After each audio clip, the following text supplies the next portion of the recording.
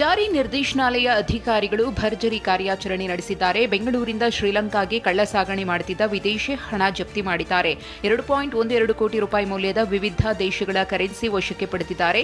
Sri Lanka airlines ಮೂಲಕ ಕೊಲಂಬೋಗೆ ತೆರಳುವಾಗ ಶ್ರೀಲಂಕಾ ಪ್ರಜೆಗಳಾದ ವಿಮಲ್ ರಾಜ್ ತುರೈಸಿಂಗಂ, ದಿಲೀಪನ್ ಜಯಂತಿ ಕುಮಾರ್, ಭಾರತದ ವೀರಕುಮಾರ್ನನ್ನ ಬಂಧಿಸಲಾಗಿದೆ. ಕೋಟಿ ವಂಚನೆ ಮಾಡಿ ದುಬೈಗೆ ಎಸ್ಕೇಪ್ ಆಗಿದ್ದ ಮಾಜಿ ಸರ್ಕಾರಿ ಅಧಿಕಾರಿಯನ್ನ ಚನ್ನಮ್ಮನಕೆರೆ ಅಚ್ಚುಕಟ್ಟು ಪೊಲೀಸರು ಬಂಧಿಸಿದ್ದಾರೆ. ಉತ್ತರ ಕನ್ನಡ ಜಿಲ್ಲೆ ಯಲ್ಲಾಪುರದಲ್ಲಿ ಪಿಡಿಒ ಆಗಿದ್ದ ಯೋಗೇಂದ್ರ ಹಣದಾಸೆಗೆ ಬಿದ್ದು ಕೆಲಸದಿಂದಲೇ ವಜಾ ಆಗಿದ್ದ.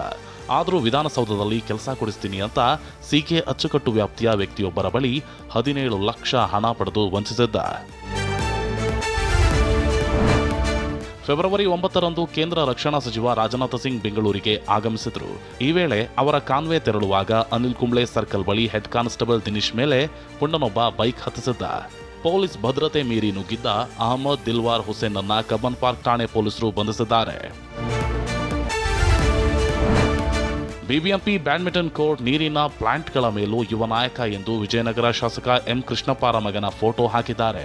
ಜನಪ್ರತಿನಿಧಿಯಲ್ಲ, ಯಾವುದೇ ಸಾಂವಿಧಾನಿಕ ಹುದ್ದೆಯಲ್ಲೂ ಇಲ್ಲ, ಆದರೂ ಶಾಸಕರ ಮಗನ ಫೋಟೋ ಬಳಕೆ ಮಾಡಲಾಗ್ತಿದೆ.